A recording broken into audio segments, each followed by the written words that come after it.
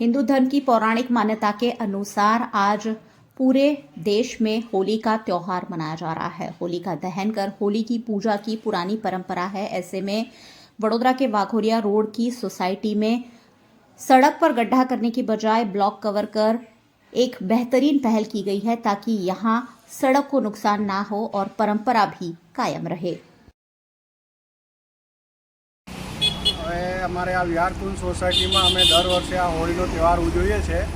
आ तहेवार अमारे हिंदू धार्मिक तहेवार कहेवाय छे। अमारे आ Waghodia ring road में विहारकुंज सोसायटी है। अमे अत्यारे आ होळीनुं बधुं सामान लाव्या छे। अत्यारे छाणा छे, लाकड़ा छे, पछी आ बधुं गोठवीए छे। बीजुं शुं छे, आखो कोर्पोरेशनवाळाए नवो आ रोड बनाव्यो छे। ए रोड में आपणे खाडो ना थाय ए रीते हाँ ए रीते इको फ्रेंडली बनेलुं छे।